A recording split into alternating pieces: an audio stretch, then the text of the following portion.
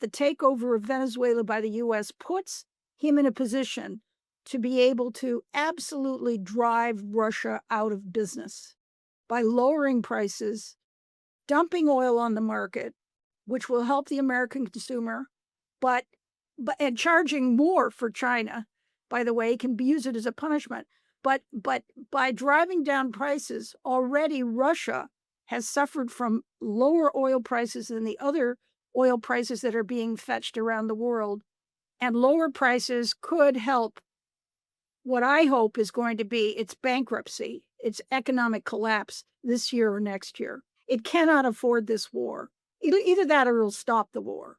Hi, and welcome back to Superpowers, the future of global security here on Times Radio. 2026 has started with a bang, with Trump arresting Maduro in Caracas over the weekend, and with it showing that 2026 has got everything that 2025 had and probably more, which means it's a fantastic opportunity to bring back to Superpowers Diane Francis, who is the senior fellow at the Eurasia Centre at the Atlantic Council in DC, the editor of the National Post in Canada, and she also runs a pretty good Substack too. Diane, welcome back to Superpowers on this incredible first week of the year.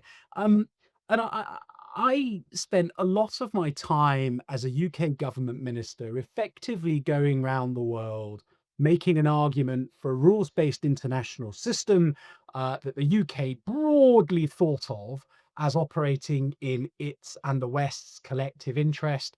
And in doing so, I was seeking to persuade countries across the global south to not align themselves with Russia and China because they sought to bring down the rules based international system.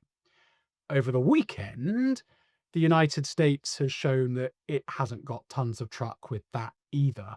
Um, Diana, have we kind of now seen the end of any sense of that post Second World War international consensus and a liberal democratic world order?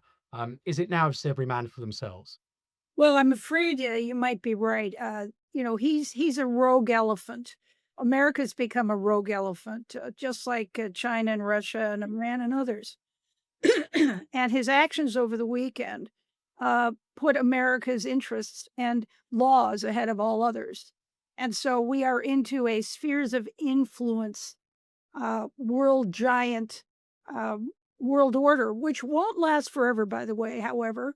But I would also add to that, he's also done something which obviously must goad or should goad Europe into getting its act together pretty quickly, militarily and geopolitically, because it's got to be prepared to throw its weight around too from now on. Well, there's lots to unpack, as we sort of work our way out, but let's start with Venezuela itself.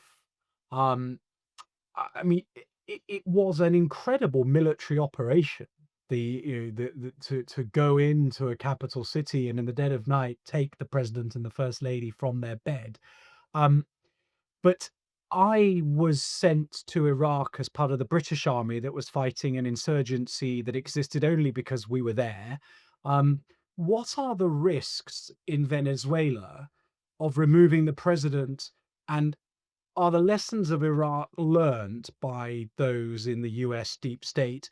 And therefore, should we assume that there will be a better plan for what comes next than there was 20 odd years ago in Iraq? Well, I'm not sure there is a better plan that exists. However, I think the fact that the Trump regime is parachuting Rubio, their foreign minister, into becoming viceroy of Venezuela. He's Latin America. He's fluent in Spanish, and his whole attitude and emphasis has been on imposing the sort of doctrine of Monroe on Latin America to clean up that neighborhood. So the fact that he'll be there and he has enormous power behind him in Washington is going to be a steadying, stabilizing influence. The fact that they have opted to keep the vice president who Maduro appointed instead of the opposition leader who isn't even in the country in charge, because that will keep the military there at bay is also a smart move and will hopefully avert the potential for a civil war or an insurrection against it. Um, and the fact that the Armada in the Caribbean is still there and with lots of firepower, I don't think there'll be any kind of revolt mounted by the Venezuelan military people. And hopefully they will slowly guide the place back into some form of democracy and people will have rights. The other piece is that he wants to exploit the oil and he wants to he has invited all the American oil companies who developed the oil industry there in the first place, but were pushed out, expropriated, or mistreated, will also become an important weapon for him globally against Russia, China, and Iran, and also provide, hopefully, cash flow for the newly formed Venezuelan government to take care of the people and become a freestanding nation. That's the idea. And the response around wider Latin America, I saw footage over the weekend um, of Venezuelan migrants in Chile, celebrating the fall of Maduro. I mean, it's clear that Venezuelans who have left Venezuela hold no torch for Maduro and are delighted to see him gone. So, on that sense, it's jubilant. But many Latin American leaders are perhaps out of concern that they might be next, or otherwise simply because they're affronted at what was a violation of Venezuelan sovereignty, have been very critical. So, what of America's relationships in its near abroad? Well, this Don Roe Doctrine, as it's now known, extends from Argentina to Greenland and Canada, and they regard that as their neighborhood, and they're the policemen, and that's always been the case, but not always enforced, and now it will be. Uh, Quickly on the hit list is going to be Colombia, which has been harboring a cocaine industry that is the scourge of the world. It's the only place it's grown. And, they used Venezuela as an ally and Central America and Mexico, and of course, boats across the Pacific and the Atlantic to get to markets. So Colombia is in the crosshairs for sure. The Americans have had boots on the ground in Colombia off and on for 20 years and been unable to stop the cartels there, who have become bigger than most nation states in terms of annual revenues. They're gigantic. The other one in the crosshairs is Mexico. And the Mexican president gets along, the new president gets along quite well with Trump. And she has done so by putting 10,000 Mexican troops on the Mexican side of the US Mexico border to help stop the border problem. But Mexico has not been able to get out from under the cartels and corruption in the country. And I predict this year that Trump will, possibly with her not necessarily happy agreement, will send in special forces to help Mexico clean that up. That country is dangerous and it's a mess. So that's the next one. And Cuba is an obvious one. I mean, that is an extraordinary to think that those 3 things might happen in relatively quick succession. Banking that he is already now responsible for the running of Venezuela, but to go into Colombia where I mean, I agree with you, the narco economy is huge and destabilizing not just for the Americas, but globally. Um, but that is a tough nut to crack that will take a lot of military resource. I was stunned reading your Substack to see the scale of what America is likely to do in Mexico, and that Mexico is okay with that. And then to do Cuba as well. I mean, that is that for a president who has sort of said that he's there to stop conflict, that's a very aggressive and expansionist foreign policy. Yeah, his rationale is that he's liberating these poor people that live in these countries. Which and there's also resources and other logistical reasons to take control of them or at least control them somehow. I don't think the Mexican president agrees that they should come in and help, but I don't think she's gonna have a choice. First of all, they rely on the United States completely for trade, and secondly, I mean, I have all kinds of friends who have homes in Mexico, and it is so dangerous their bodyguards have bodyguards. It is a violent d no, no, there's a massive there's as many people murdered in Mexico every year as live in, uh,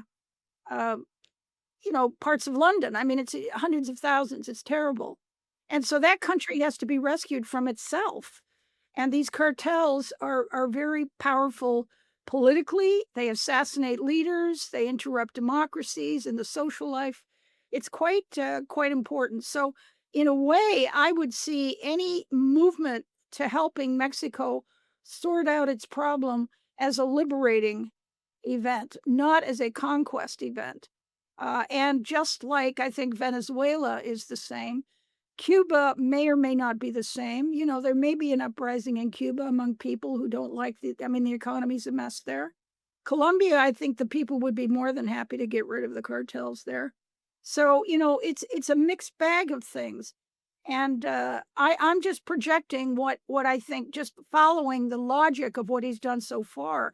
And we know he can do this. This is the most powerful country in the history of the world. And, within and then, of course, he also, was taking upon himself this role, and, he not only invaded and abducted, Venezuela's head of state, but, hours before, he called Iran and put them on notice that he was locked and loaded and they better not shoot protesters in the street. So, he's taking on Iran. He's taking on Venezuela, and he's also indirectly taking on China and Russia by doing so because they're all enmeshed economically with one another. So I want to get to the sort of the global map, um, in the second half of our conversation. Before we get to that, though, you've also written about Greenland, and that's an extraordinary thing. The annexation of Canada, which again I want to ask you about because your thoughts on that last time were fascinating, and I was interested to see your analysis this time too. Um, but Greenland, we're talking about a NATO ally in the Danes saying emphatically no, and yet Trump keeps up the rhetoric nonetheless. Um, is he serious? I mean, could we see some sort of compulsion on the Danes or even force used to annex Greenland? Well, I think it's trolling, but the motive behind it is sincere. They want to be able to have the run. I mean, they don't want Greenland. There's nothing there except some critical minerals and some strategic value in terms of space programs and, governing the Arctic. So, he wants a few military bases, he wants a few mines built there. He can get that. He didn't have to take them over. So this is trolling. This is to soften up the negotiation on the part of the one who's being sought. Same with Canada and the 51st state, which is an enormous insult. I mean, Canada is bigger and richer than the United States, richer resource wise than the United States. And to sort of, throw off an offhand remark that we could become the 51st state is insulting. But again, it changes people's minds. Listen, since he's been trolling Canada and Greenland, nobody's mounted a big military force along the border to protect themselves. They don't have it. So what they've done is they've been given notice, and he's going to use this as leverage in negotiations with them for military bases or for whatever else he chooses. And in your Substack, you wrote that the deal for you comes down to either Canada pays an unaffordable amount towards the US missile defense scheme on the basis that Canada benefits from it too, um, or otherwise it cedes sovereignty. I agreed with you when you said in reality this isn't about a compromise on sovereignty. That will just never happen. And what's the point? Canada and the US are so close. But it is but he's effectively creating leverage that ends up giving the US what? Sort of secure access to Canadian minerals. Basing seems already a given, to be honest. I mean, Canada has hosted key NORAD sites for for generations. So it's more than just a military angle with Canada, is it not? Well, I think it's with Canada, it may be the Arctic, it may be strategic. There is a concern. Canada has neglected its military. It's never met its NATO commitments or its NORAD commitments. It's been very, very naughty in that respect, and that's Trudeau's fault. He was a joke. So the point is that, it has lived protected by the United States, and they have a very good relationship. The ironic thing, of course, is that most of Canada's oil mining and manufacturing industries are American controlled. So, it's almost kind of an autonomous economic region of the United States as opposed to an independent nation with a freestanding, powerful army to defend its borders. So it's a different deal. It's a different kind of thing. And actually taking it over, I think, is just the threat. This is like the schoolyard bully who says, "Give me your candy." You say, "I won't." He says, "I'll hit you with this club." So you give him the candy, but he's not going to hit you. So, because he got what he wanted. For all of this effort overseas and accepting that this is America's near abroad, so I suspect to the American public it feels more necessary than Iraq, Afghanistan, Europe. But nonetheless, there has to be some sort of return to the for the US taxpayer. What is that? What does the US voter need to see and feel in order for this foreign policy to be feel justified? Well, the recent pollings are terrible for Trump. The Americans say, "Oh my God, here we go again, another Iraq." We talk like we're going in to help somebody, and they have oil, and we neither get oil nor we get the people, and we get a quagmire. They don't want it. And, at the end of the day, they call up the troops. Their sons will be inducted into the army to go be boots on the ground in these places because he's been an adventurous. So it's very negative. It's very negative at all. I think that his best thing would be to set up a new regime and say, "Isn't this great?" And our oil companies are going to be there, and we're going to trade with them. And we've hurt China and Russia. Isn't that great?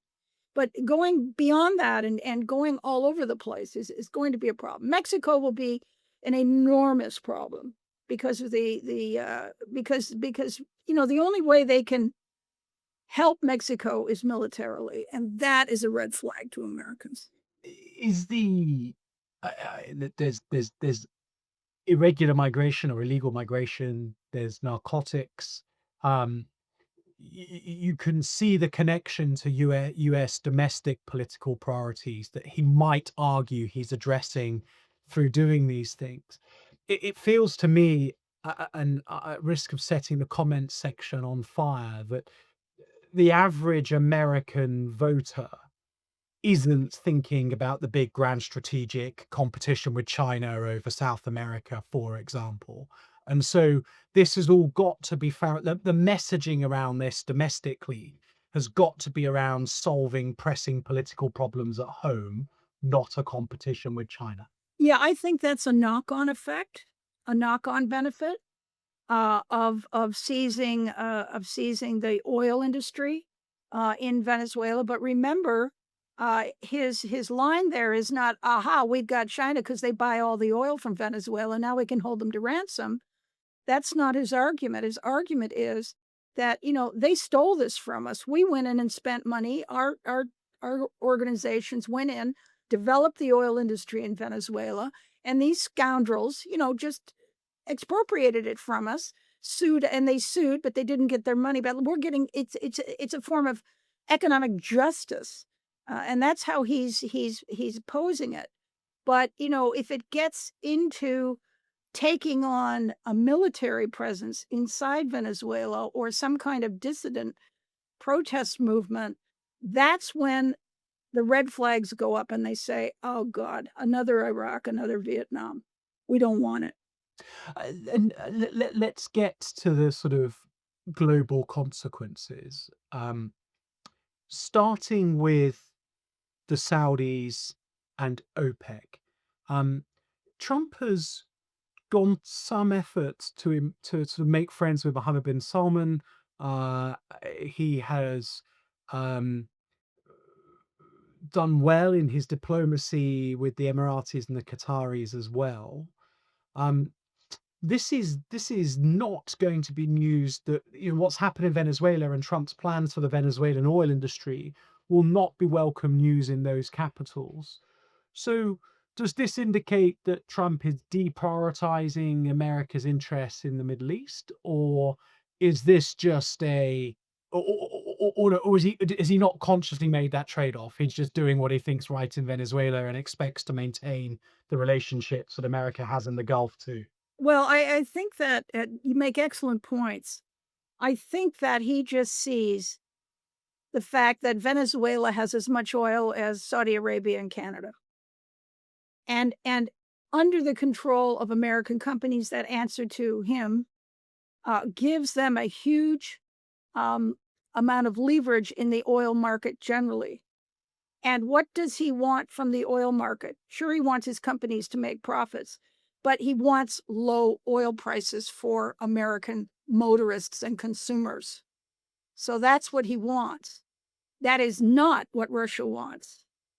In fact, a recent interview with an oligarch said that the takeover of Venezuela by the US puts him in a position to be able to absolutely drive Russia out of business by lowering prices, dumping oil on the market, which will help the American consumer, but and charging more for China, by the way, can be use it as a punishment.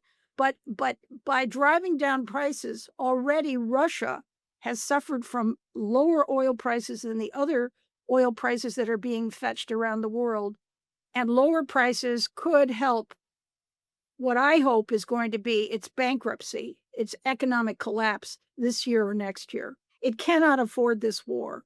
Either that or it'll stop the war.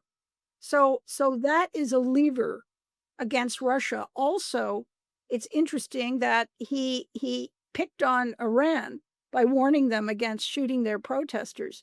That curries the favor of his rich Arab friends in the Gulf, who he needs to really properly utilize this oil weapon.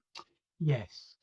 Although, uh, it doesn't seem to me that the remobilization of the US interest in Venezuela's oil industry can happen quickly enough to A, bring about any quick impact on the Ukraine war, or B, even reduce gas prices in the US at any on a sort of politically useful timeline for whoever's to succeed Trump on the Republican ticket. It won't be immediate, but it will start and it'll be, I think it'll be impactful. Uh, China's 100% dependent on Venezuelan oil. They're going to be paying more than they've ever paid before for it. Uh, it also will, provide a chill for Russia. And I think that, Russia this is the worst thing that could happen to Russia. It won't be immediate, but their prices are already falling, and then there's interdiction on the high seas of their oil tankers. Russia is being bombarded with Ukrainian long-range missiles provided by the British and the French now, to attack refineries, pipelines, facilities, storage, all of this sort of thing.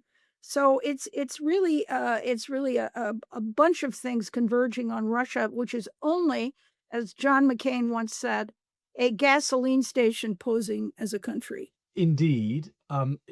You've written some quite apocryphal predictions for Russia if this economic collapse comes about through a collapsing oil price.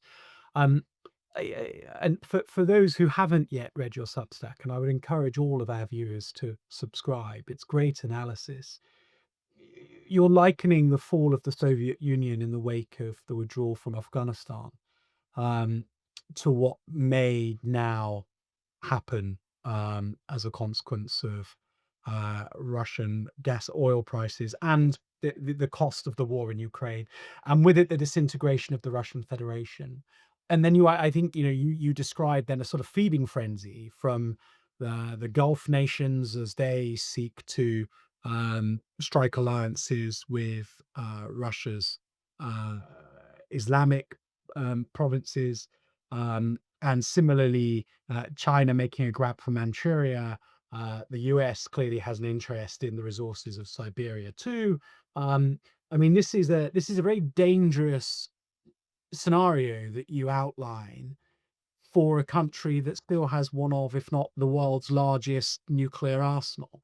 Um, in fact, in the early weeks of the war, the early months of the war in Ukraine, in the British government, we were discussing very earnestly the risk of catastrophic success in that Ukraine might regain ground so successfully that Putin falls, Russia disintegrates, and nuclear weapons are dispersed all over the place. Um, uh, how serious a threat do you think that is, Diane? I It's an extremely serious threat that you raise here, but it was also the same in 1990, and immediately NGOs, governments, and they already know where all the missiles are, all the nuclear warheads are, all of the arsenal is. Immediately were able to contain the nuclear arsenal in the former Soviet Union, which was in Ukraine, Kazakhstan, but all over, Russia itself, the Russian Federation, and so there was this concern about loose nukes falling into the hands of predators or the enemy or terrorists, and that was able to be contained quite successfully. And I think because of speculation that that may happen again because Putin can't win the war. Putin can't win the war militarily. And now economically, he's not going to be able to win the war eventually, hopefully sooner rather than later. Uh, you've got to know that between the help of Ukraine and others and Russians, they have scattered out where everything is. And they have a scheme to completely go in and protect that. And that's what they did in 1990. what sort of global price per barrel brings with it the likely collapse of the Russian Federation? Like how bad do things have to get and how quickly for Putin? The prices of the Urals oil crude is already $20 cheaper than the Texas crude or the Saudi crude, or generally the OPEC crude. So they're already trading at a discount, and that's for a lot of different reasons. And now, if you add to that the attacks domestically on its oil industry, as well as its shadow fleets all over the world, you've got a situation where it could be economically choked very quickly. And even if the price doesn't drop, they won't be getting any price for a lot of their oil. And so, and if Putin walks away from the war, loses the war, whatever, tries to make light of it, he will lose his job, and then all bets are off. Then there will be chaos and some huge changes in Russia, and there won't be um, an oil industry that'll prop up him. I find it really alarming to hear you speak like that. I mean, as a theory, it's credible, and the sort of sequence of events makes sense. But I would have really hoped you would say, look, it's possible but not probable. But the way you describe it, you clearly think this is a quite probable outcome. The economic realities will bring with it not just the fall of Putin and some sort of regime change within the Russian Federation, but the disintegration of the Russian Federation altogether. Well, that's what happened in 1990. That's what I'm basing it on, and of course, I was involved in a loose nukes group in Harvard. I was studying there on a fellowship, and, believe me, the CIA and MI5 and everybody else knows exactly where all that stuff is inside Russia, because as things deteriorate, there will be Russians who will sell out that country for their own sake and sell that information. So, I mean, I'm just basing it on history.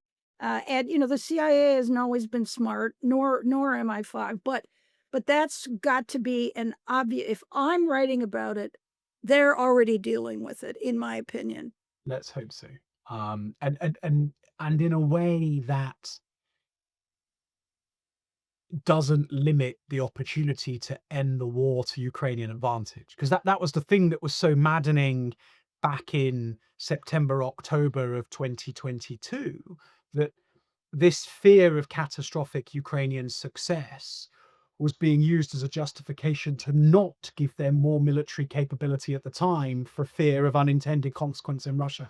I'm sure you're right that those agencies are now thinking very seriously about the risks, but I just, you know, but but the end state that we desire is the end of a war in Ukraine on Ukrainian terms, and the fear of the disintegration of the Russian Federation mustn't limit that ambition. That would be a huge mistake. I agree with you 100%. And also in that vein, I really believe that Trump's new aggressiveness is going to eventually be good news for Ukraine. Now, it is very hypocritical for him to, take over the Maduro regime and to rescue its downtrodden people when he's allowing Putin to ride roughshod over Ukraine and has done for years and has done nothing about that. However, that's a different story. I think that what you've got is a situation where Trump is going to say, and he said at the Venezuelan press conference very notably, I'm very upset with Putin. There's too much killing. And so I think he is going to wade in, maybe not publicly, that openly, but obviously he's going to for a ceasefire, pressure Putin for a ceasefire. And I hope join the Europeans in providing a decent security guarantee to stop that war. I think it may be good news for Ukraine. As we discuss this, and this has been a theme that's come up in so many conversations on superpowers over the last year, um, the tendency is to think of Trump as, impulsive. Indeed, a guest just before Christmas, was inviting viewers to think of him as a day trader. He lives for what's going on in that moment, the opportunity of that hour. Um, and yet there is a strategic coherence to what he is doing. Venezuela gives him a really big lever, a strategic lever to pull against both China and Russia and Iran.